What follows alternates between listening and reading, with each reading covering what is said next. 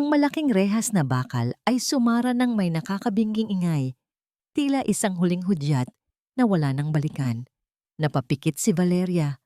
Ramdam niya ang bigat ng bag na pasan niya at mas lalo ang bigat ng kanyang puso. Ito na, ang tahanan ng mga kastelo. Sa likod ng mataas na pader at matatayog na puno, naroon ang isang mansyon na kasing laki ng isang palasyo.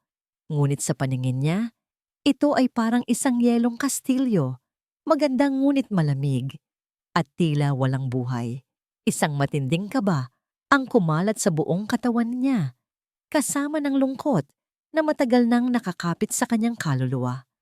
Gusto niyang tumakbo, lumayo. Ngunit paano?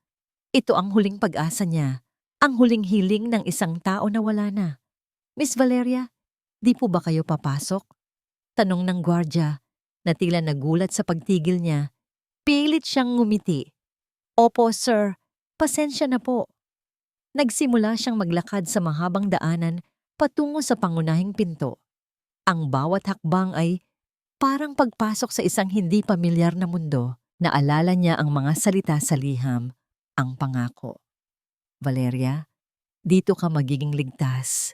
Dito mo makikita ang pag-asa. Ngunit sa ngayon, ang nakikita lang niya ay ang anino ng nakaraan na tila humahabol sa kanya. SFX, tunog ng sapatos na tumatapik sa marmol na sahig. Bumukas ang malaking pinto at sumalubong sa kanya ang isang matandang babae na may istriktong mukha, si Aling Nena, ang punong tagapamahala. Kayo po ba si Valeria? Opo, ako po. Mahinang sagot ni Valeria. Pasok po kayo. Naghihintay na si Sir Julian. Pumasok siya sa loob. Ang loob ng mansyon ay mas malaki at mas marangya kaysa sa inaasahan niya. Mga antigong kasangkapan, malalaking painting, at mga kristal na chandelier ang palamuti. Pero walang init, walang ingay, maliban sa tunog ng kanyang mga yabag. Parang isang museo, hindi isang tahanan. Dinala siya sa isang malaking silid na puno ng libro. Naroon si Julian Castello, nakatayo sa tabi ng malaking bintana, nakatalikod, matangkad, malapad ang balikat, at mayroong aura ng kapangyarihan at kalungkutan. Nakasuot siya ng isang mamahaling suit at sa likod ng kanyang porma, tila mayroong isang mabigat na pader. Lumingon si Julian. Ang kanyang mga mata ay madilim at walang emosyon. Parang dalawang itim na perlas na walang buhay. Tinitigan niya si Valeria mula ulo hanggang paa. Isang tingin na tila humuhukay sa pinakaloob ng kanyang kaluluwa. Hindi ito ang tingin ng isang amo sa isang bagong empleyado, kundi isang tingin ng isang taong puno ng pagdududa at paghatol.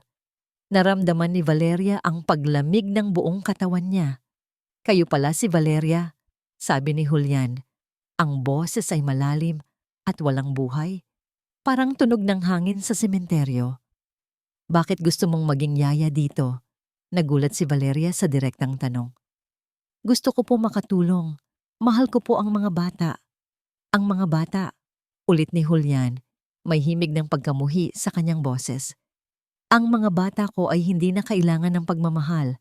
Kailangan nila ng disiplina at kapayapaan. Parang may bumalikwa sa dibdib ni Valeria. Paano niya nasabi iyon? Sir, ang bawat bata po ay kailangan ng pagmamahal, lalo na po ang mga bata na nawalan ng ina. Biglang nagbago ang ekspresyon ni Julian. Naging matalim ang kanyang tingin, parang punyal na handang sumaksak. Wala kang alam tungkol sa akin, sa pamilya ko, o sa nangyari sa asawa ko. Huwag kang makialam. Bumuntong hininga si Valeria.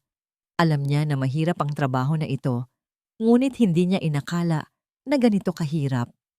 Pero sir, simulan mo na ang trabaho mo bukas.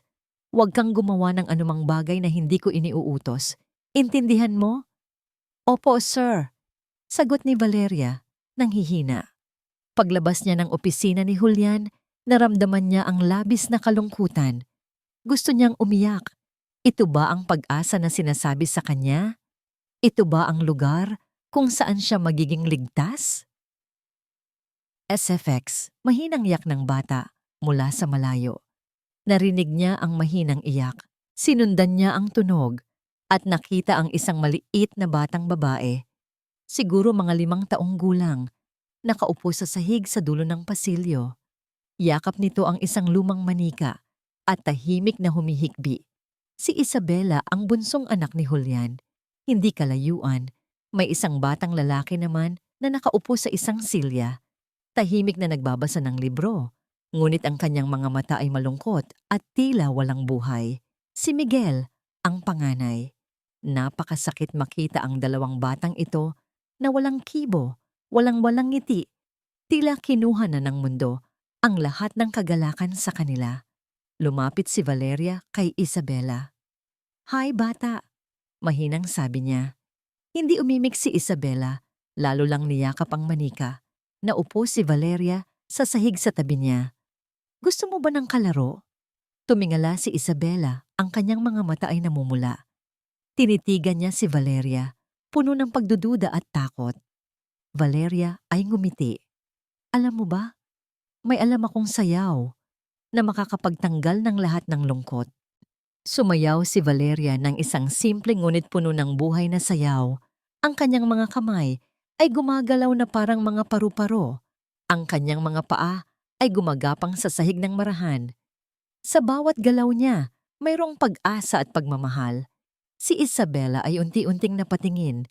Ang kanyang mga hikbi ay huminto. Maging si Miguel ay napalingon mula sa kanyang libro. Ang kanyang mga mata ay nanlaki ng bahagya. Ito ang misyon niya. Ito ang dapat niyang gawin.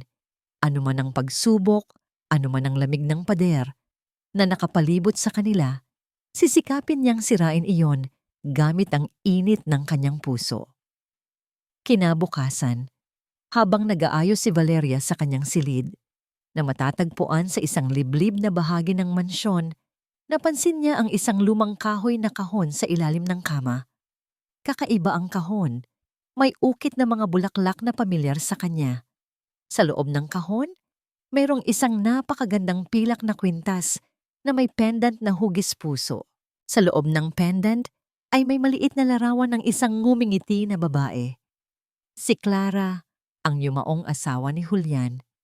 Kasama ng kwintas, mayroong isang liham. Pamilyar ang sulat kamay. Nanginginig ang mga kamay ni Valeria habang binabasa ang mga salita. "Mahal kong Valeria, sana ay makita mo ito. Patawarin mo ako. Alagaan mo sila. Ikaw lang ang makakagawa nito. Mahal kita, Ate Clara." Napatulala si Valeria. Si Ate Clara? Ang yumaong asawa ni Julian ay kapatid niya? Ang taong pinakamamahal niya, ang taong nagprotekta sa kanya mula sa lahat ng kasamaan ay kapatid niya? At ngayon, siya ang yaya ng mga anak ng kapatid niya? Isang alon ng pagkabigla at lungkot ang bumalot sa kanya. Hindi ito ang inaasahan niya. Ito ay isang sikreto na kailangan niyang ingatan. Isang misyon na mas malalim pa kaysa sa inaakala niya. Kinabukasan, gumising si Valeria nang may mabigat na pakiramdam. Ang revelasyon tungkol kay Clara ay nagpaikot sa kanyang isip buong magdamag. Siya ang kapatid ni Clara, ang yumaong asawa ni Sir Julian. Ang kwintas, ang liham, lahat ay nagpapatunay. Ngunit bakit itinago ni Clara ang katotohanan ito? Bakit kailangan niya pang magpanggap bilang isang yaya? Ang mga tanong na ito ay bumabagabag sa kanya, ngunit alam niyang hindi ito ang panahon para magtanong. Kailangan niyang tuparin ang huling hiling ng kanyang ate. Lumabas siya ng kanyang silid at nagtungo sa kusina. Sumalubong sa kanya ang masarap na amoy ng kape at tinapay. Nakita niya si Aling Nena na naghahanda ng almusal. "Magandang umaga po, Aling Nena," bati ni Valeria. Pilit nang ngumiti. "Magandang umaga rin, Valeria. Kain ka muna bago mo asikasuhin ang mga bata," sagot ni Aling Nena na may hindi maipaliwanag na ekspresyon sa mukha. Habang kumakain, pinagmasdan ni Valeria ang paligid. Ang mansyon ay tahimik pa rin, tila natutulog. Ngunit mayroong kakaibang pakiramdam. Parang may nagbabantay, isang anino na nakakakapit sa bawat sulok. Ang pakiramdam na ito ay hindi na bago sa kanya. Mula pagkabata, tila sinusundan siya ng isang misteryo. Pagkatapos kumain, nagtungo si Valeria sa silid ng mga bata. Marahan niyang binuksan ng pinto. Si Isabela ay mahimbing pa ring natutulog, yakap ang kanyang manika. Si Miguel naman ay nakaupo sa tabi ng bintana, tahimik na nakatingin sa labas. Hawak ang kanyang libro. Ang parehong ekspresyon ng kalungkutan ay nakaukit sa kanilang mga mukha. Lumapit si Valeria kay Isabela. "Gising na, prinsesa," bulong niya. Marahan niyang hinaplos ang buhok ng bata. Dahan-dahang nagmulat si Isabela. Ang kanyang mga mata ay nanlaki nang makita si Valeria. Walang ngangiti, walang kibo. "Magandang umaga, Isabela," sabi ni Valeria, malambing ang boses. "Tara, maglaro tayo pagkatapos mo mag-almusal." Pagkatapos tulungan si Isabela mag-ayos, lumapit si Valeria kay Miguel. "Magandang umaga, Miguel."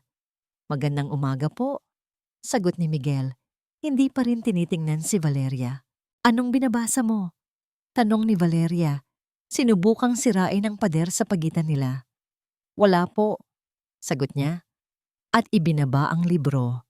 Napansin ni Valeria ang pagtatago ng bata. Alam niya na kailangan niya ng iba pang paraan para makipag-ugnayan sa kanila. "Alam niyo ba, may alam akong kanta na paborito ng mga bata. Gusto niyo bang marinig?" Hindi sila sumagot, ngunit hindi rin sila tumutol. Nagsimulang kumanta si Valeria ng isang Tagalog folk song. Ang kanyang boses ay malambing at puno ng damdamin. Unti-unting napansin ni Miguel na nakikinig na siya, at si Isabela naman ay dahan-dahang gumalaw, tila nahihigop sa awit. Nang matapos ang kanta, naglakas loob si Valeria. "Gusto niyo bang subukan ng isang sayaw na katulad ng sa kanta?" Sa una, nag-aalangan sila.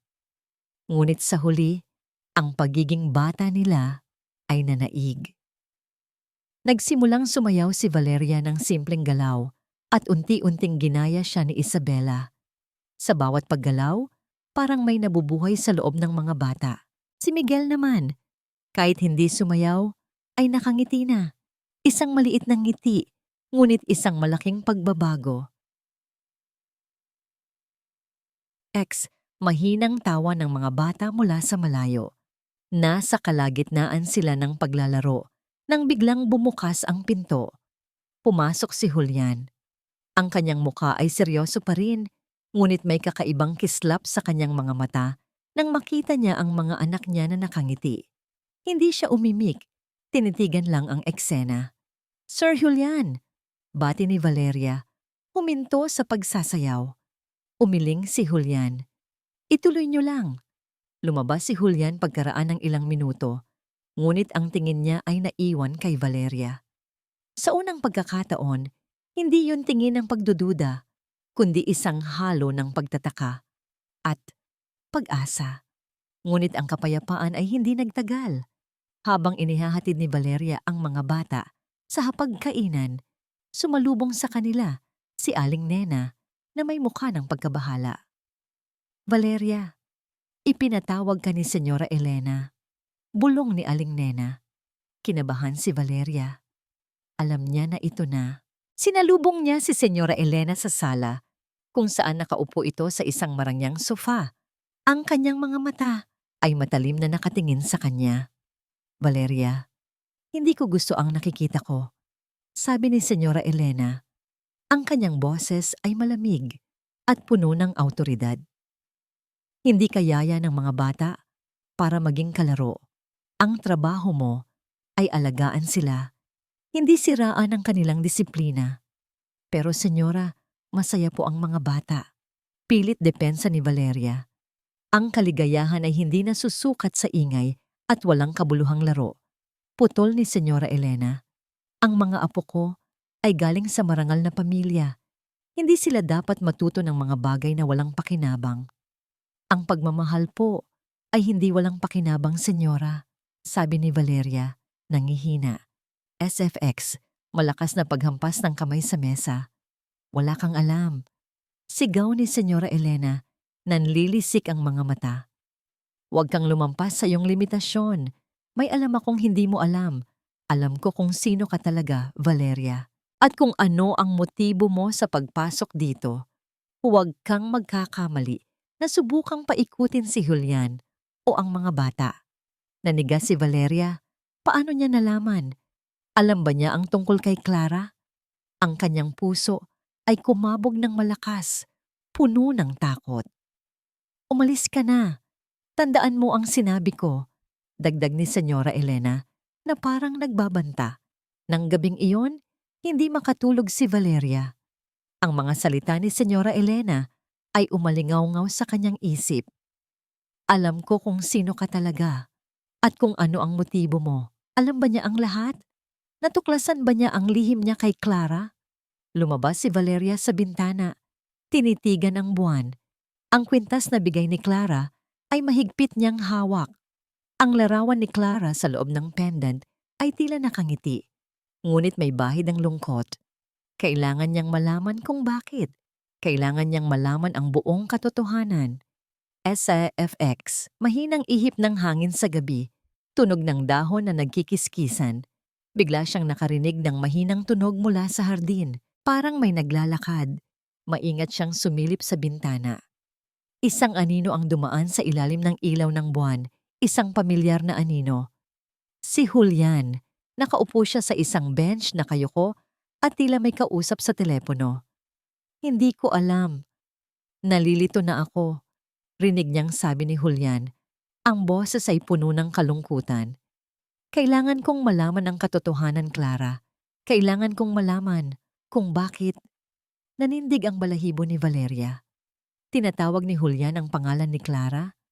May connection ba ito sa mga narinig niya mula kay Senyora Elena? Isang malamig na simoy ng hangin ang humaplos sa kanya, kasabay ng isang panaginip na bumalik sa kanyang isipan.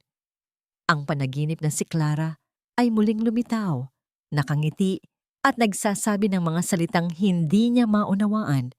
Pagkatapos ay nawala sa kadiliman. Nagising siya ng may matinding kaba at pag-aalala. Isang masamang pakiramdam ang bumalot sa kanya, tila isang babala. Ang umaga ay sumikat, ngunit ang isipan ni Julian Castelo ay nanatiling madilim. Ang pag-uusap niya sa telepono sa hardin kagabi, ang pangalan ni Clara na binigkas niya, ay nagpapakita ng isang lalaking labis na nagdadalamhati. Mula nang mawala si Clara, ang kanyang mundo ay nilamigan. Ang tanging nakakapuno ng kanyang araw ay ang trabaho at ang responsibilidad niya sa 2 anak. Ngunit kahit sa mga anak niya, may pader na bumubuo sa pagitan nila. Pader na siya mismo ang nagtayo. Habang nag-aalmusal, napansin niya ang kakaibang katahimikan ng bahay. Wala na ang dating gulo at ingay ng mga bata. Ngayon, may naririnig siyang mga tawa. Mahina ngunit malinaw, galing sa hardin. Kakaiba. Hindi niya matandaan kung kailan huling narinig ang ganitong tunog mula kina Miguel at Isabela. Lihim siyang sumilip sa bintana ng kanyang opisina. Nakita niya si Valeria. Nakaupo ito sa damuhan, napapalibutan ng mga bulaklak at tinuturuan sina Miguel at Isabela ng isang laro na may kasamang kanta at sayaw. Si Isabela ay tumatawa. Ang kanyang maliliit na kamay ay pumapalakpak sa bawat galaw ni Valeria. Si Miguel naman ay nakangiti. Isang tunay na ngiti, hindi ang pilit na ngiti na madalas niyang makita. Ang kanyang mga mata, na dating puno ng lungkot, ay ngayon ay may kislap ng kagalakan. Isang matinding suntok ang naramdaman ni Julian sa kanyang dibdib. Bakit ngayon lang niya nakita ito? Bakit pinayagan niyang maging ganito kalungkot ang kanyang mga anak? Si Valeria, sa loob lamang ng ilang araw, ay nagawa ang hindi niya nagawa sa loob ng mahabang panahon. Naramdaman niya ang isang bahagyang pagtutol sa sarili. Hindi siya dapat maapektuhan. Ito ay trabaho lang. Ngunit ang mga ngiti ng kanyang mga anak, nang gabing iyon, habang abala siya sa mga papeles, narinig niya ang mahinang iyak. Nagmula iyon sa silid ni Isabela. Mabilis siyang lumabas At nakita si Valeria na papasok na sa silid. Nagtago siya sa gilid, pinapanood. Nakita niya kung paano marahang nilapitan ni Valeria si Isabela. Ang bata ay nanginginig sa takot, nananaginip ng masama. Nandito lang si Ate Valeria, prinsesa. Walang masama na mangyayari. Bulong ni Valeria habang marahang hinahaplos ang likod ng bata. Kinarga ni Valeria si Isabela at umupo sa rocking chair. Nagsimula siyang magkwento ng isang engkanto. Ang kanyang boses ay malambing at nagbibigay ng kapanatagan. Maya-maya pa, kinantahan niya si Isabela ng isang lullaby, isang lumang Tagalog na awit na paborito rin ni Clara. Unti-unting huminahon si Isabela at di nagtagal, nakatulog na ito sa bisig ni Valeria. Ang eksenang yon ay parang isang painting ng kapayapaan. Naramdaman ni Julian ang unti-unting paglambot ng kanyang puso.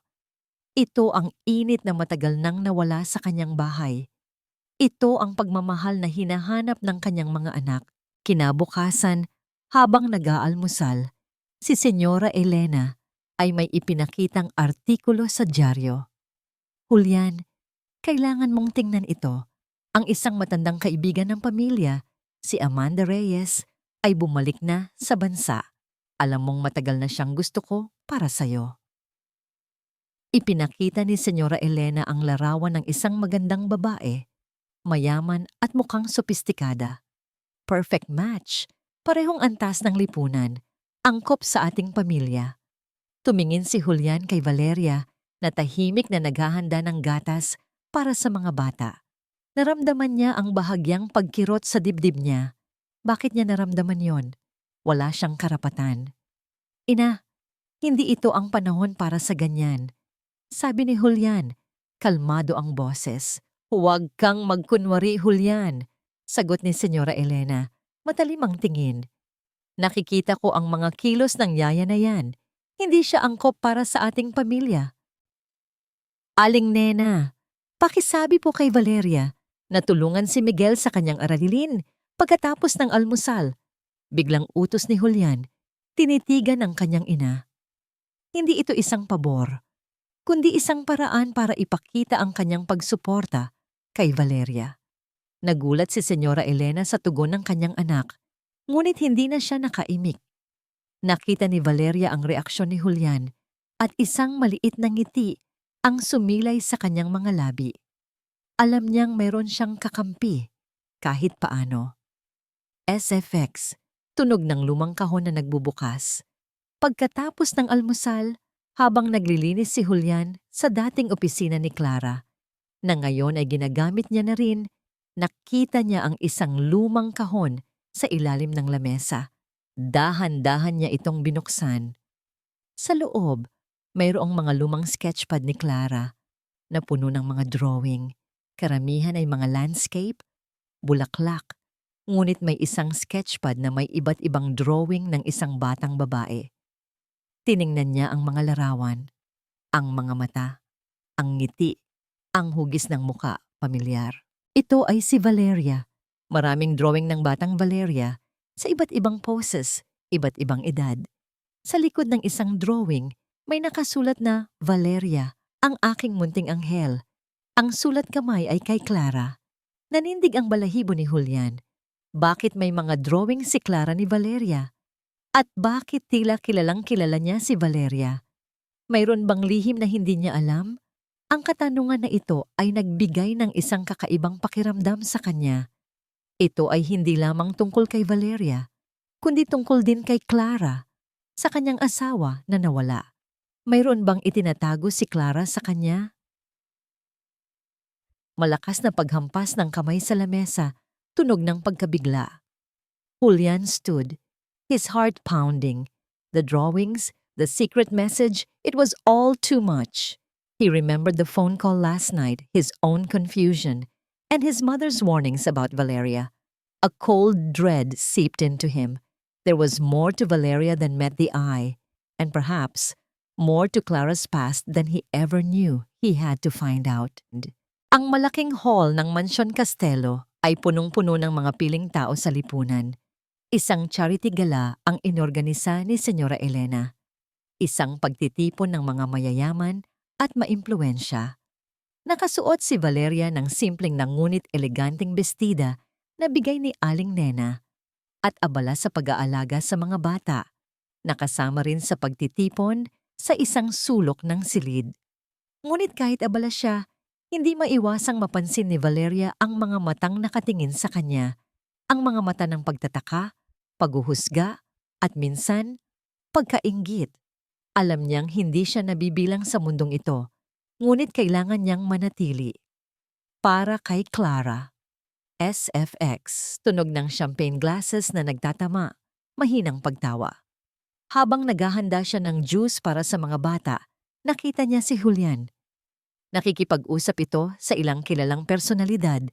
Ang kanyang tindig ay matikas at puno ng awtoridad. Ngunit sa tuwing magtatama ang kanilang mga mata, may kakaibang kislap na dumadaan. Hindi niya maintindihan kung ano yon, ngunit nagbibigay ito ng bahagyang pagbilis sa tibok ng kanyang puso. Lumapit si Julian sa kanya nang walang pasabi. "Kumusta ang mga bata?" Tanong niya. Ang kanyang boses ay mas malambing kaysa dati. "Okay lang po sila, sir. Nag-e-enjoy sa mga kalaro nila," sagot ni Valeria. Bahagyang nahihiya. Tinitigan siya ni Julian. "Mukhang nahiyang ka sa lugar na ito." "Masaya po ako na makitang masaya ang mga bata, sir," sagot ni Valeria at ngumiti.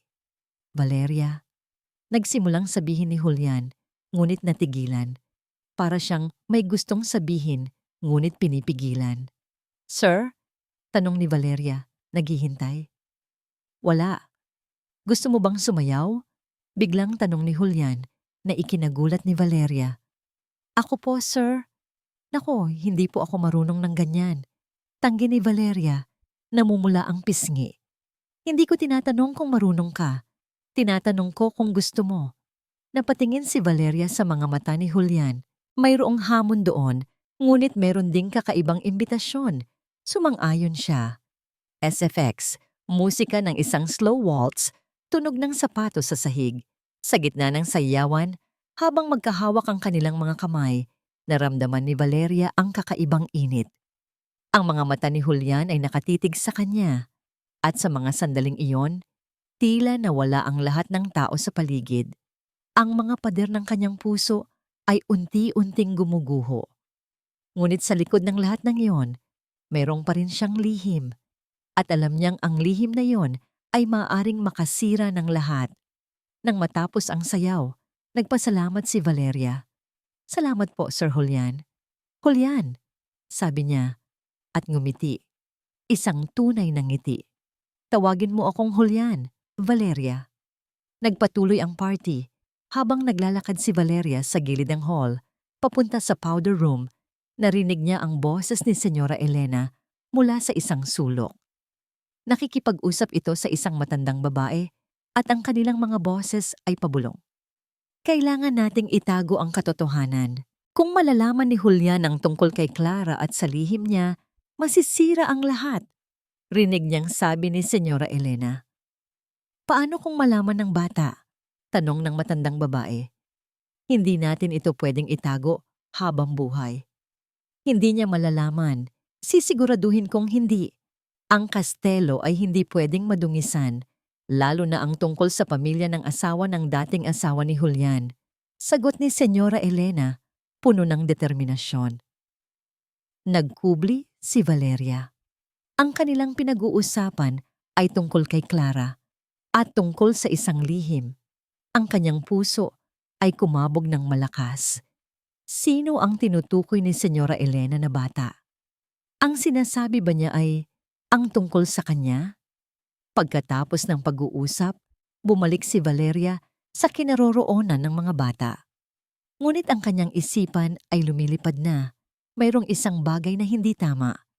Hindi lang ang tungkol kay Clara, kundi pati na rin ang tungkol sa sarili niya. Bakit merong nagtatago ng katotohanan?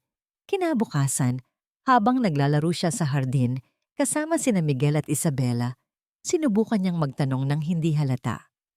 "Miguel, Isabela, kamukha niyo ba si Mama Clara niyo?" tanong ni Valeria, habang tinutulungan silang gumawa ng paper boat. Sabi po ni Lola Elena, kamukha ko daw po siya. Sabi ni Isabela. Pero sabi po ni Papa, pareho daw po kami ng tawa. Si Mama po, sabi ni Miguel, na tila malungkot. Mahilig po si Mama mag-drawing. May mga drawing po siya sa kanyang lumang kwarto. Drawing? Tanong ni Valeria. Nagtataka. Opo, ng mga bulaklak, mga hayop, at ng isang bata. Parang ikaw po, Ate Valeria. Sabi ni Miguel, inosente. Nanindig ang balahibo ni Valeria. Si Clara ay nagdrawing ng mga larawan niya. Ito ang kumpirmasyon sa nakita ni Julian. Pero bakit? Nang gabing iyon, habang nag-aayos siya sa kanyang silid, nakita niya ang isang lumang susi sa ilalim ng kwintas ni Clara. Ang susi ay may kakaibang disenyo. Tila isang lumang susi sa cabinet. Naalala niya ang isang nakasarang drawer sa dating silid ni Clara. Hindi niya mapigilang hindi magtaka. Sa FX, tunog ng notification sa cellphone. Bigla, tumunog ang kanyang cellphone. Isang unknown number. Nag-aalangan siyang sagutin, ngunit sa huli, pinindot niya ang answer button. Huwag kang makialam sa mga bagay na hindi mo dapat pakialaman, Valeria. Sabi ng isang boses, malalim at pamilyar, ngunit hindi niya matukoy kung kanino. Ang nakaraan ay dapat manatiling nakaraan.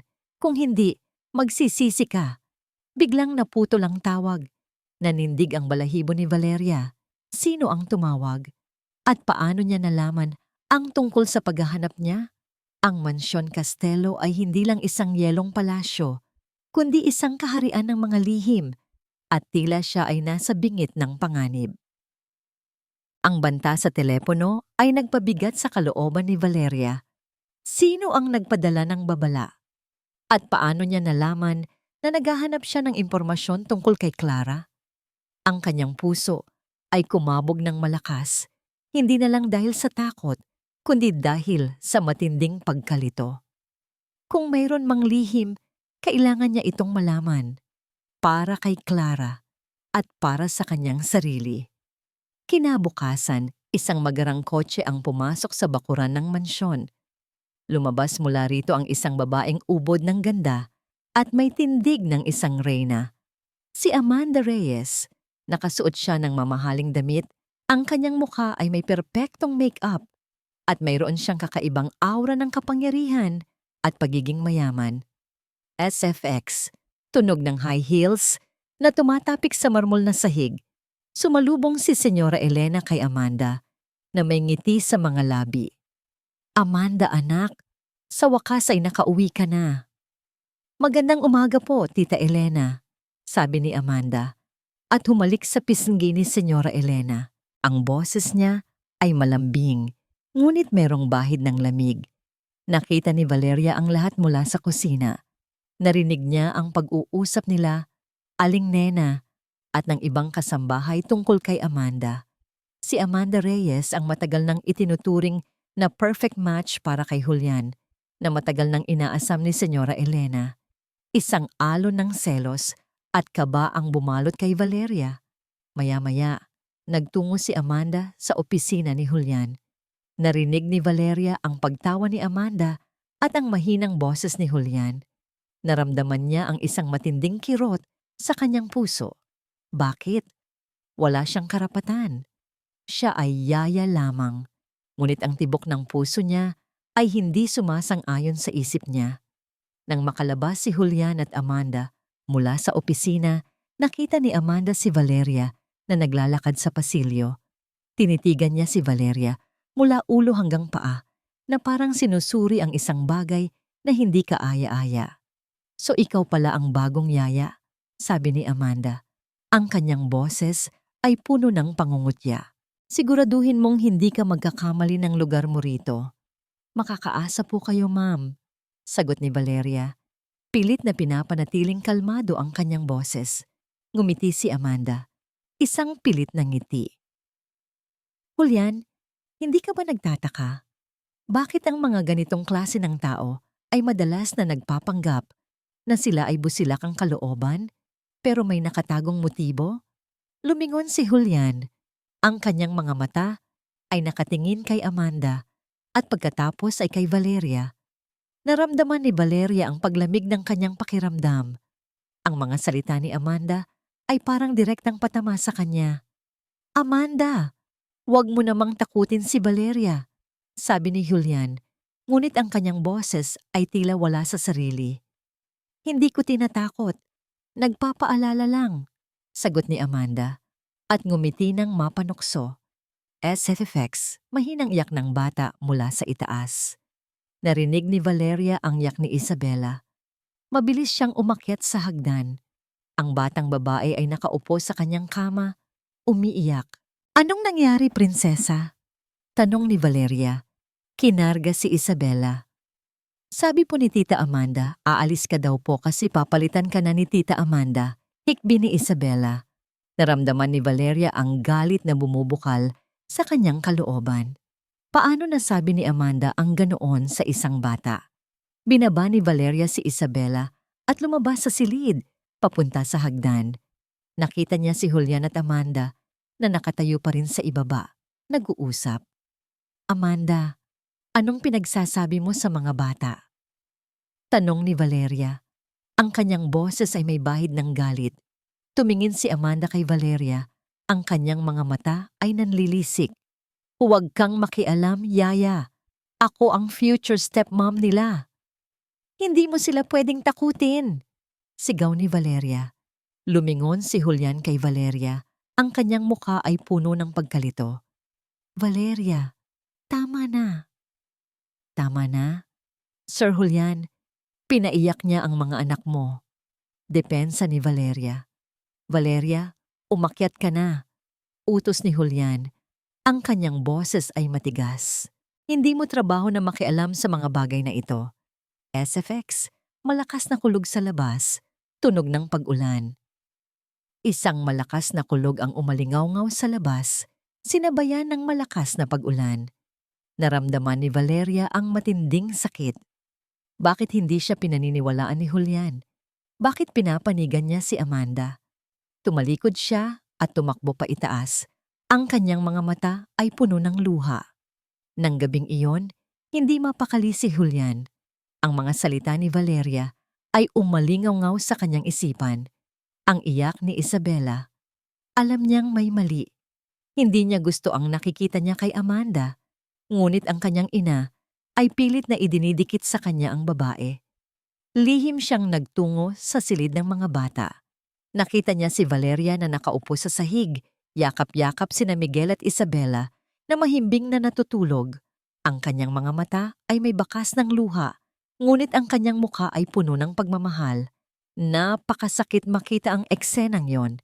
Sa isang banda, naramdaman niya ang matinding paghanga kay Valeria. Sa kabilang banda, ang pagdududa mula sa mga salita ni Senyora Elena at Amanda ay patuloy na bumabagabag sa kanya. Sino ba talaga si Valeria?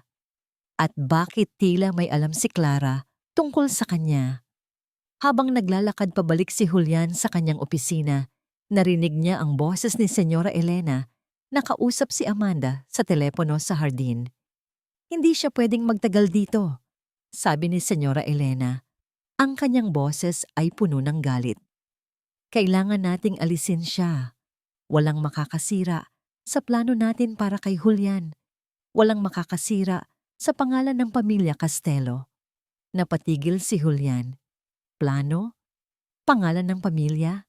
Anong pinagsasabi ng kanyang ina? Ang kanyang puso ay kumabog ng mas mabilis. Ang mga pader na unti-unting giniba ni Valeria ay tila muling itinatayo. Ngunit ngayon, may butas na. Isang butas na nagpapakita ng isang mas madilim na katotohanan. Nang gabing iyon, matapos ang pag-uusap ni Julian at Amanda, bumuhos ang malakas na ulan. Ang langit ay tila nagagalit, sunod-sunod ang pagkulog at pagkidlat. Ang Mansion Castelo, na dati nang malamig, ay naging mas madilim at tahimik nang biglang mawalan ng kuryente. Nasa kusina si Valeria, naghahanda ng gatas para kina Miguel at Isabela nang biglang bumagsak ang lahat sa dilim. Nagulat siya. Ngunit mabilis na kinuha ang kandila at posporo. "Mama Valeria!" Sigaw ni Isabela mula sa itaas. Ang kanyang boses ay puno ng takot. Mabilis na umakyat si Valeria, dala ang kandila. Nakita niya si Isabela na umiiyak sa kama. "Huwag kang matakot, prinsesa. Nandito lang si Ate Valeria," sabi niya, at agad na kinarga ang bata. Ngunit nang hawakan niya si Isabela, napansin niyang mainit ang bata. Hinawakan niya ang noo nito, may lagnat. Mataas ang lagnat ni Isabela at nanlalamig ang kanyang mga kamay. "Miguel, kumusta ka?" tanong ni Valeria, nanghihina. "Okay lang po ako, Ate Valeria," sagot ni Miguel, ngunit halata sa kanyang boses ang pag-aalala. SFX, malakas na yak ni Isabela kasabay ng tunog ng kulog. "Mama! Mama!" Sigaw ni Isabela, halos hindi na makahinga. Nataranta si Valeria. Kailangan niya ng gamot. Kailangan niya ng tulong. Ngunit wala si Julian sa bahay. May biglaan itong business trip sa kabilang bayan. Si Senyora Elena naman ay nagtungo sa isang gala dinner at hindi pa umuuwi. Tanging si Aling Nena at ang ilang kasambahay ang naroon. Ngunit sila rin ay takot sa bagyo at nawalan ng kuryente. "Aling Nena, may lagnat si Isabela. Kailangan natin ng gamot," sigaw ni Valeria habang bumaba sila sa hagdan. "Naku po, ang gamot ay nasa medical kit sa opisina ni Sir Julian, pero baka walang susi," sabi ni Aling Nena, natataranta. Tumakbo si Valeria sa opisina ni Julian, dala-dala si Isabela. Pilit niyang binuksan ang drawer, ngunit nakalock. Sinubukan niya ang iba't ibang paraan, ngunit walang nagana. Ang lagnat ni Isabela ay lalo pang tumataas. "Kailangan ko ng suka at bimpo," sigaw ni Valeria. Habang hinihintay ang suka at bimpo, kinarga niya si Isabela. Pinahid ang pawis at kinantahan siya ng mga lulabay. Ang kanyang puso ay halos sumabog sa pag-aalala. Hindi niya kayang makitang nahihirapan ng bata. Samantala, si Julian ay nasa kalsada, pauwi.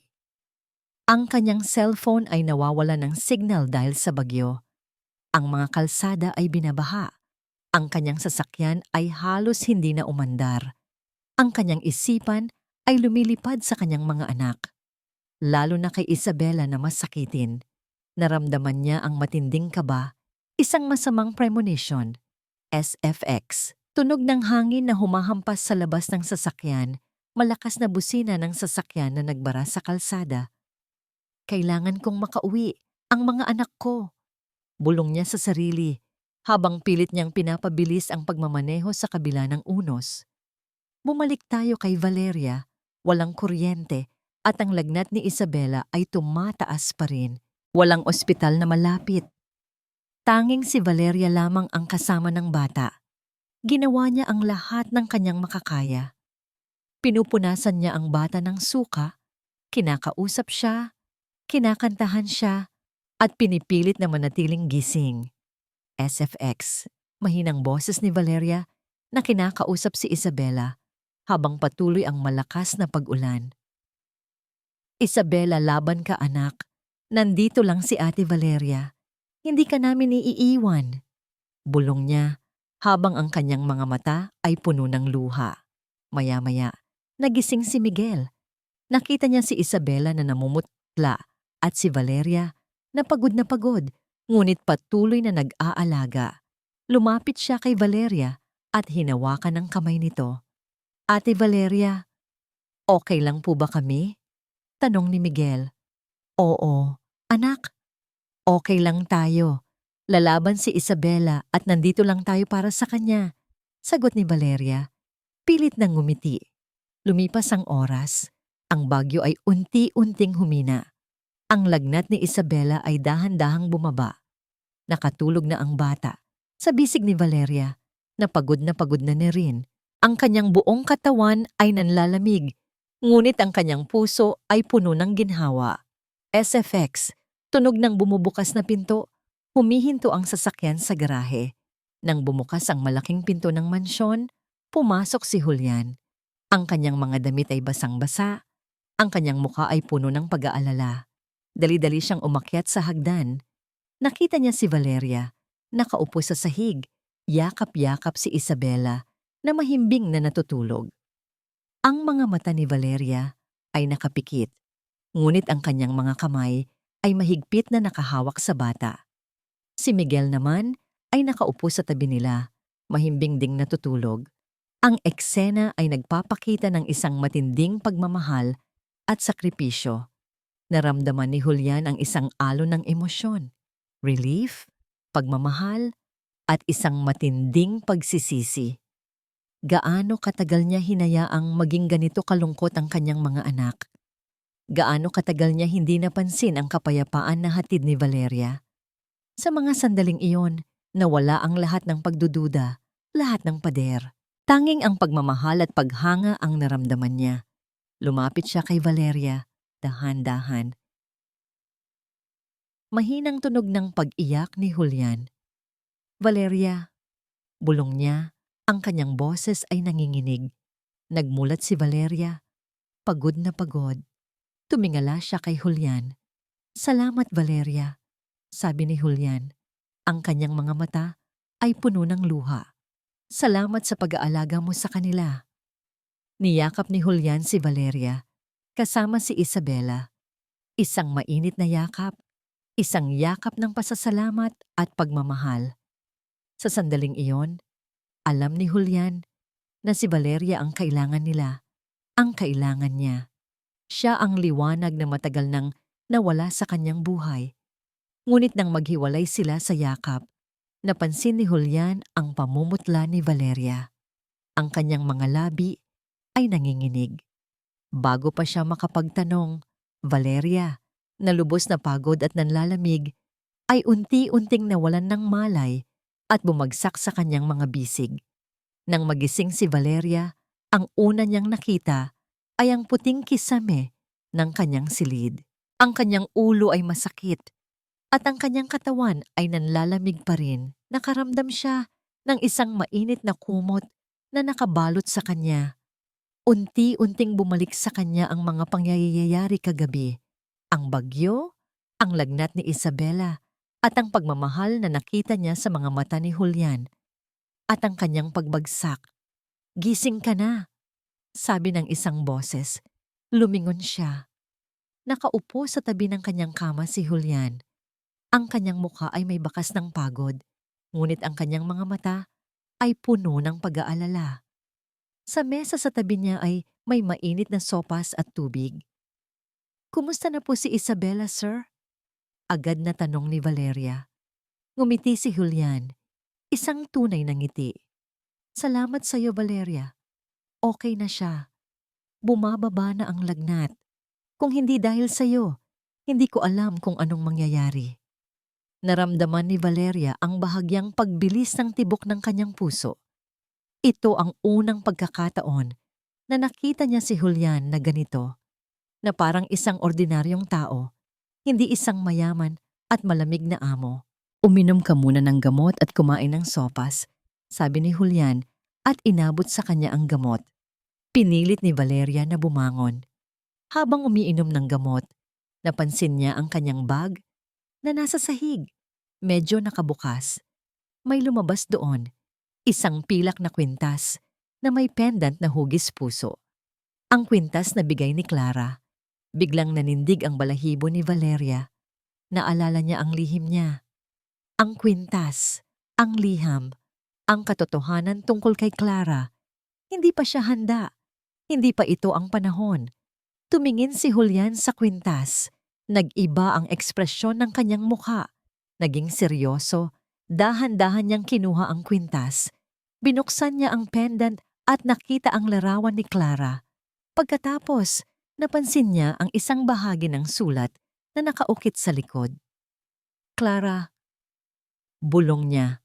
Kinabahan si Valeria. Sir, ibalik niyo po iyan. Ngunit hindi siya pinakinggan ni Julian. Tiningnan niya ang mga letra sa likod ng pendant. Isang pamilyar na pangalan. Isang pamilyar na pangalan na nakita niya rin sa mga drawing ni Clara. Valeria. Nagbago ang mga mata ni Julian. Ang pag-aalala ay napalitan ng pagdududa At pagkatapos ay galit. Anong ibig sabihin nito, Valeria? Sir, ako po. Ako po si Valeria. Pilit paliwanag ni Valeria. Ang kanyang boses ay nanginginig. Hindi iyon ang ibig kong sabihin. Bakit may kwintas ka ng asawa ko? At bakit may pangalan mo sa likod? Sumigaw si Julian. Narinig ni Valeria ang pagpasok ng isang tao sa silid. Si Senyora Elena. Ang kanyang mukha ay seryoso at may ngiti ng pagtatagumpay. Alam niyang ito ang katapusan. Sir Julian, pakinggan niyo po ako. Pakiusap ni Valeria. Ang kanyang mga mata ay puno ng luha. Ngunit huli na. Ikinuwento ni Senyora Elena ang lahat. Julian, hindi siya ang inaakala mo. Siya ang kapatid ni Clara, ang kapatid sa labas. Matagal na nating itinago ang lihim na ito. Sinabi ni Clara sa kanya ang tungkol dito bago siya mamatay. Nanlaki ang mga mata ni Julian. Naglakad siya palayo kay Valeria. Parang may nakakahawang sakit ito. Kapatid? Ni Clara, niloko mo ako. Bakit hindi mo sinabi ang totoo? Sir, hindi po ako niloko, sabi ni Valeria, umiiyak na. Si Ate Clara po ang humiling na, huwag kong sabihin, gusto niya lang po akong protektahan. Gusto niya lang po akong bigyan ng magandang buhay. Protektahan? Magandang buhay? Sumigaw si Julian, puno ng galit. O gusto mo lang kunin ang lahat ng mayroon ako? Ang aking mga anak? Ang aking ari-arian? SFX, tunog ng isang bagay na nabasag, parang puso. Naramdaman ni Valeria ang isang matinding sakit sa kanyang dibdib. Ang tiwala na unti-unting nabuo ay biglang nawala. Ang pagmamahal na nakita niya sa mga mata ni Julian ay napalitan ng puot. Hindi po totoo yan, sir. Mahal ko po ang mga anak niyo. Mahal ko po ang pamilya niyo, sabi ni Valeria habang bumubuhos ang luha sa kanyang mga mata. Wala kang karapatang sabihin yan. Umalis ka na. Sigaw ni Julian. Ang kanyang boses ay puno ng pagkamuhi. Umalis ka sa bahay ko. Ayokong makita ka pa. Napatulala si Valeria. Ang kanyang mundo ay gumuho. Ang mga salita ni Julian ay parang punyal na sumaksak sa kanyang puso. Ang lahat ng sakripisyo, lahat ng pagmamahal na ibinigay niya ay walang silbi. Naramdaman niya ang matinding pagkabigo at kalungkutan. SFX, mahinang iyak ni Valeria. Nagsimulang umiyak si Valeria, ngunit walang tunog. Tahimik na tumulo ang kanyang mga luha. Niyakap niya ang kanyang sarili. Sinubukang pigilan ang sakit na bumabalot sa kanya. Ang pader na pinilit niyang sirain ay muling nagtayo, mas matigas at mas malamig kaysa dati. Tiningnan niya si Senyora Elena na nakangiti, na parang nagtagumpay sa kanyang plano. Sa likod ng lahat ng ito, mayroon pa ring isang misteryo. Isang misteryo na kailangan niyang malaman. Ngunit sa ngayon, ang kailangan niya lang ay umalis. Essex, tunog ng malakas na pag-iyak ng bata mula sa labas ng silid. Tunog ng pagsara ng pinto. Mula sa labas ng silid, narinig niya ang sigaw ni Isabela. Ate Valeria, huwag kang umalis. Ngunit huli na ang lahat. Tumingin si Julian sa kanya nang may malamig na tingin. Ang lahat ng pag-asa ay nawala. Ang mga salita ni Julian ay parang libong karayom na tumusok sa puso ni Valeria. Umalis ka sa bahay ko. Ayokong makita ka pa. Ang galit sa kanyang boses ay nagpatahimik sa lahat ng emosyon ni Valeria, maliban sa matinding sakit. Ang kanyang mga luha ay patuloy na bumubuhos, ngunit wala siyang boses para umiyak. Si Senyora Elena ay lumapit sa kanya, may ngiti sa mga labi na puno ng pagtatagumpay. Ipinapaimpake ko na ang mga gamit mo. Huwag ka nang magpatumpik-tumpik pa. Baka lalo pang lumala ang sitwasyon mo. Naramdaman ni Valeria ang panginginig ng kanyang buong katawan. Hindi siya makapaniwala na ito ang magiging wakas ng lahat. Ang pagmamahal niya sa mga bata, ang kanyang pag-asa na makahanap ng pamilya, ang pagnanais niyang tuparin ang hiling ni Clara, lahat ay nawala na. SFX, Tunog ng malakas na pag-iyak ng bata mula sa labas ng silid. Mula sa labas ng silid, naririnig niya ang mga iyak ni na Miguel at Isabela. Ate Valeria, huwag kang umalis. Gusto niyang tumakbo papalabas, yakapin ang mga bata, at ipaliwanag ang lahat. Ngunit paano? Paano niya ipapaliwanag ang isang lihim na itinago ng kanyang kapatid? Isang lihim na nagdala sa kanya sa sitwasyong ito. Habang naglalakad si Valeria palabas ng silid, nakasalubong niya si Amanda Reyes. Nakatayo si Amanda sa ibaba ng hagdan. Ang kanyang mga mata ay nanlilisik sa pagtatagumpay. "Oh, aalis ka na pala, Yaya?" sabi ni Amanda. At lumapit. Mayroon siyang hawak na isang sobre. "Narito, maliit na pambawi sa effort mo para hindi ka na magpapanggap na santo at maghabol kay Julian." Inabot ni Amanda ang sobre kay Valeria. Isang tseke. Isang matinding sampal sa mukha. "Hindi ko kailangan ng pera mo," sabi ni Valeria. Ang kanyang boses ay nanginginig sa galit at sakit.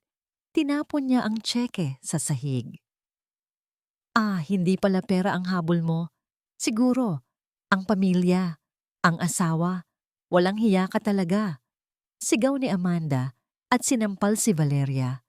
Napakasakit ng sampal, ngunit mas masakit ang mga salita ni Amanda. Napahawak si Valeria sa kanyang pisngi. Ang kanyang mga mata ay puno ng luha.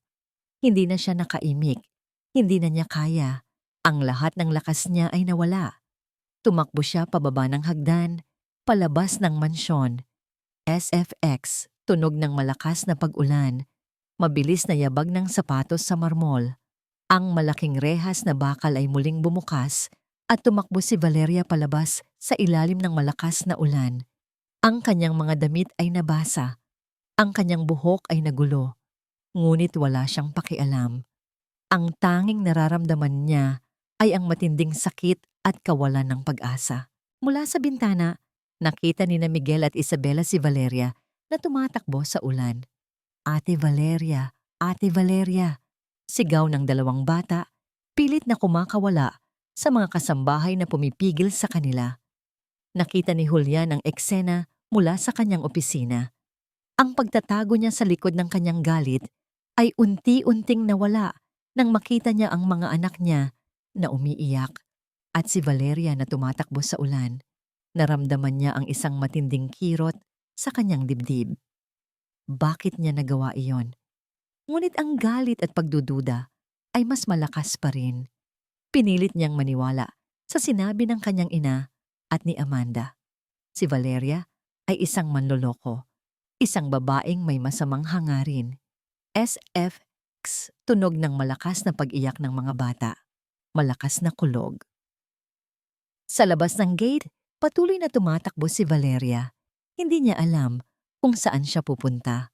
Wala siyang pera, wala siyang tirahan. Ang tanging dala niya ay ang mga damit niya at ang kanyang bag. Ngunit sa ilalim ng kanyang bag, may isang maliit na bagay na nahulog. Isang lumang kahon na nakabalot sa isang lumang tela. Hindi niya napansin. Patuloy siyang tumakbo hanggang sa mawala na siya sa paningin ng Mansyon Castelo. Ang kanyang mundo ay gumuho. Ang lahat ay nawala. SFX, tunog ng paghinto ng kotse sa gitna ng bagyo, tunog ng pagbaba ng bintana. Mula sa isang itim na kotse na nakaparada sa di kalayuan, pinanood ni Senyora Elena ang pagtakbo ni Valeria. Ang kanyang mukha ay seryoso, walang emosyon. Mabuti pa't nawala na siya. Bulong niya sa sarili. Walang makakasira sa pangalan ng kastelo. Ngunit sa kanyang pagbaling sa loob ng kotse, nakita niya ang isang lumang kahon na nahulog mula sa bag ni Valeria. Kinuha niya ito. Pagbukas niya, nakita niya ang isang lumang, kupas na notebook. Isang diary. Ito ang diary ni Clara. Nanlaki ang mga mata ni Senyora Elena. Ang diary ni Clara. Ang diary na akala niya ay nawala na. Ang diary na naglalaman ng lahat ng lihim. Ang kanyang kamay ay nanginginig habang hawak niya ito. Makalipas ang ilang araw matapos umalis si Valeria, ang Mansyon Castelo ay bumalik sa dating kalungkutan, ngunit mas matindi pa. Hindi na umimik sina Miguel at Isabela. Hindi na sila ngumingiti at halos ayaw nang kumain. Ang bahay na minsan nang napuno ng tawanan dahil kay Valeria ay muling naging malamig at walang buhay. Si Julian ay hindi mapakali. Ang mga iyak ng kanyang mga anak ay humahabol sa kanya. Ang mga salita ni Valeria, "Hindi po totoo yan, sir. Mahal ko po ang mga anak niyo," ay patuloy na umalingaw-ngaw sa kanyang isipan. Ang galit na naramdaman niya ay unti-unting napalitan ng pagdududa at pagkatapos ay matinding pagsisisi. Tama ba ang ginawa niya? Niloko ba talaga siya ni Valeria? O mayroong mas malalim na dahilan? SFX, tunog ng pagbukas at pagsara ng drawer, kaluskos ng papel. Habang naglilinis si Aling Nena sa hardin, nakita niya ang isang maliit na bagay sa ilalim ng bench kung saan madalas umupo si Valeria.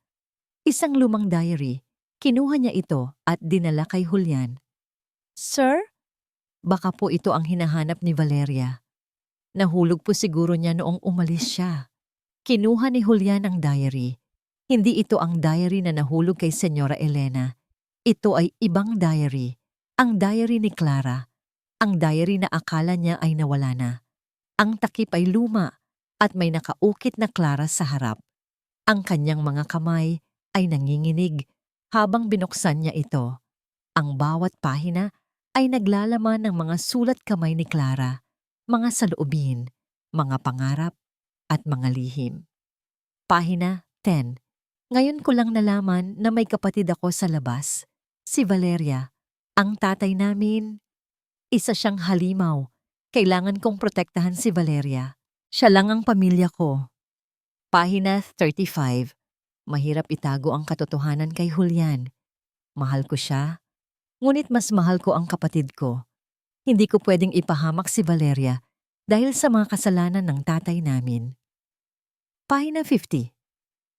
Mayroon akong planong ipadala si Valeria sa isang orphanage sa probinsya para malayo sa amin.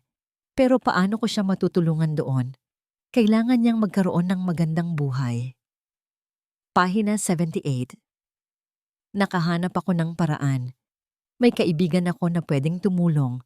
Kakausapin ko siya para makapasok si Valeria bilang yaya sa mansyon namin.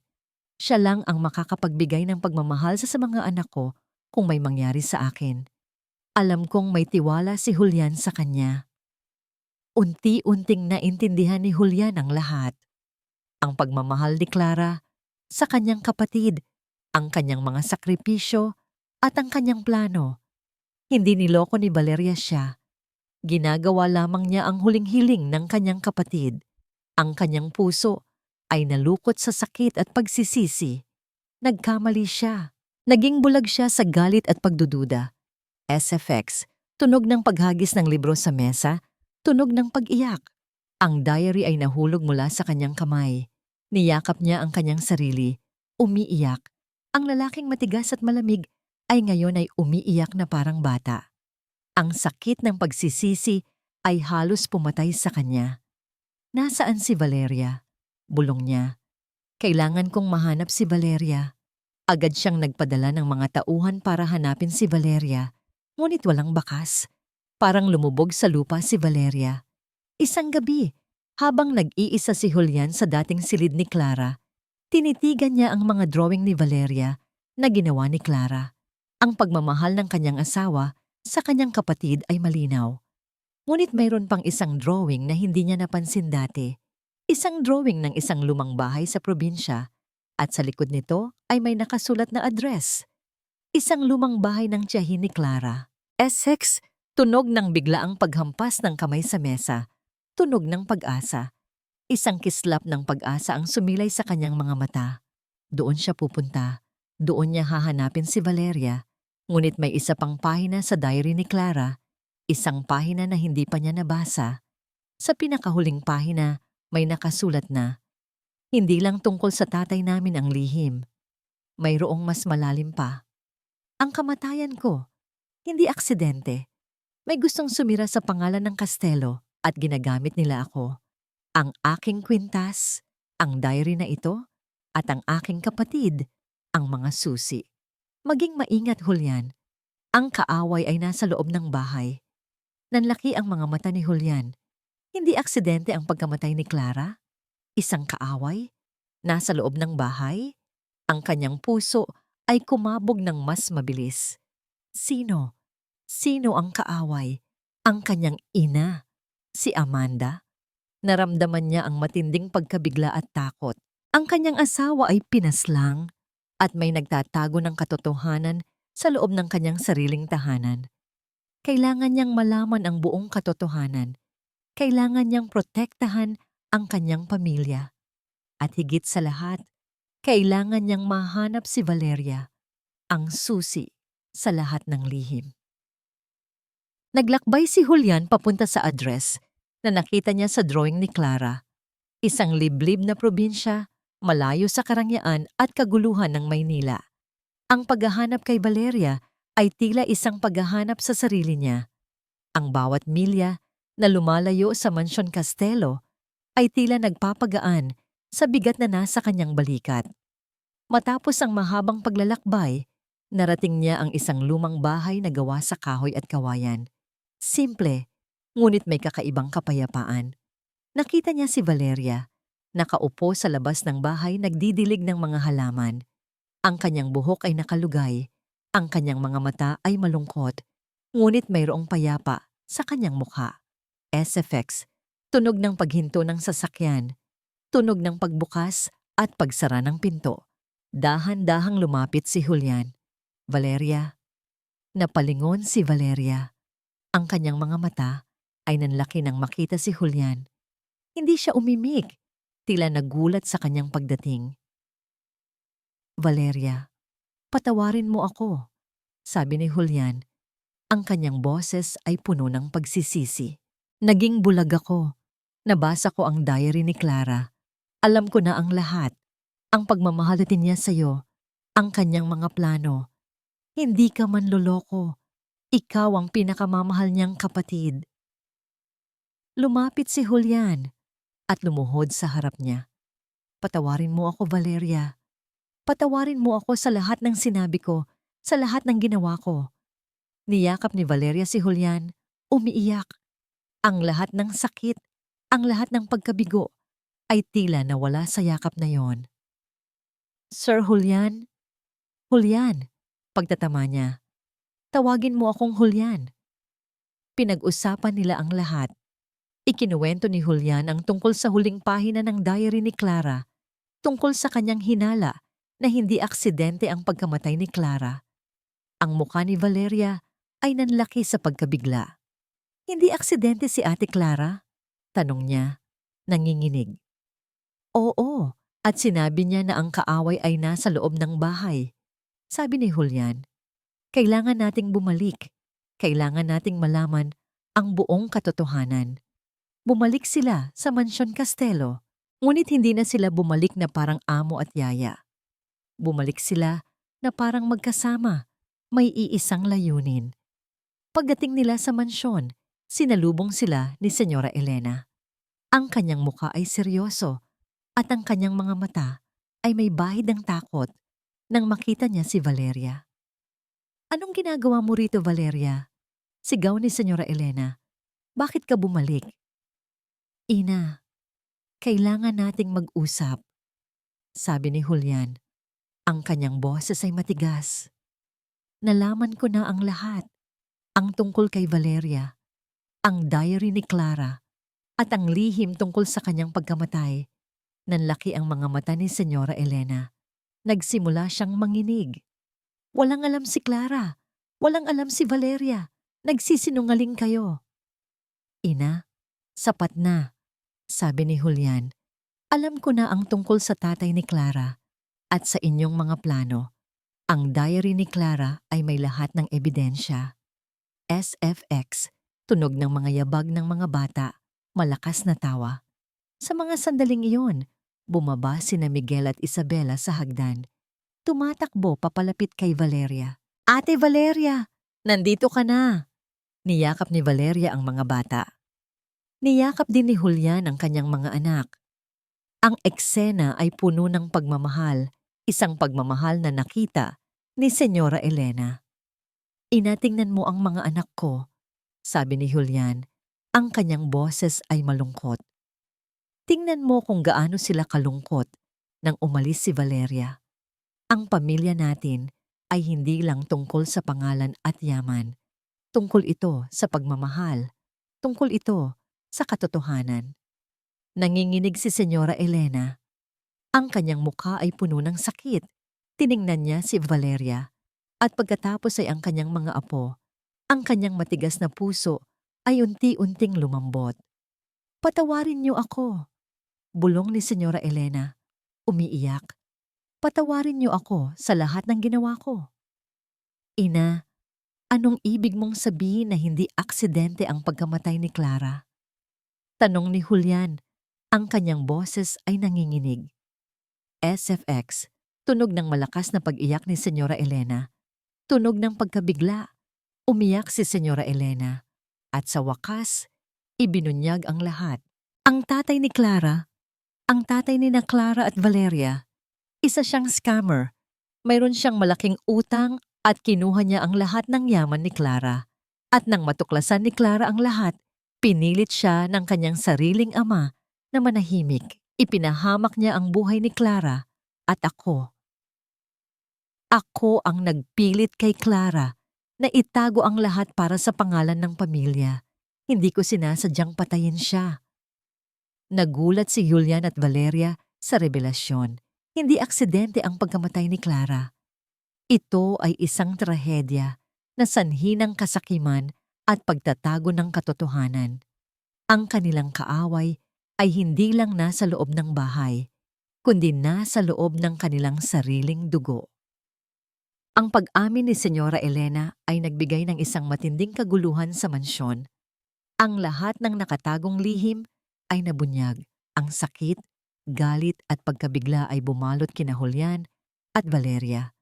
Ang ama ni Clara at Valeria, isang scammer. Ang pagkamatay ni Clara, hindi aksidente, kundi bunga ng matinding pressure at kasakiman. "Kaya mo itinago ang lahat, Ina?" tanong ni Julian. Ang kanyang boses ay nanginginig sa galit. "Kaya mo hinayaan na magdusa si Clara at ginawa mo ring miserable ang buhay ni Valeria?" SFX, tunog ng paghampas ng kamay sa lamesa. "Patawarin mo ako, anak. Patawarin niyo ako." Umiiyak si Senyora Elena. "Natakot ako. Natakot ako na masira ang pangalan ng pamilya Castelo. Natakot ako na mawala ang lahat ng pinaghirapan namin. Ang tatay ni Clara, sinabi niya na kung lalabas ang katotohanan, sisirain niya ang lahat. Binantaan niya kami." "Pero ina, ang buhay ni Clara," sabi ni Julian. Ang kanyang mga mata ay puno ng luha. Lumapit si Valeria kay Senyora Elena. Ang kanyang mukha ay puno ng sakit, ngunit meron ding bahid ng pag-unawa. "Senyora, alam ko po ang sakit ng pagtatago ng lihim. Alam ko po ang takot. Ngunit ang katotohanan ang magpapalaya sa atin." Kinuha ni Valeria ang diary ni Clara at binuksan sa huling pahina. Dito po, sinabi ni Ate Clara na ang kaaway ay nasa loob ng bahay. Hindi niya ibig sabihin kayo, Senyora. Ang ibig niyang sabihin, ang tatay namin. Sa mga sandaling iyon, bumukas ang pinto. Pumasok si Amanda Reyes na may ngiti sa mga labi. Well, well, well. Looks like I came at the right time. Ang ganda ng eksena. Ngayon, Julian, alam mo na kung anong klase ng pamilya ang kinabibilangan mo. Amanda, lumayas ka rito. Sigaw ni Julian puno ng galit. "Bakit? Hindi ko naman kasalanan ang mga lihim ng pamilya niyo," sabi ni Amanda at lumapit.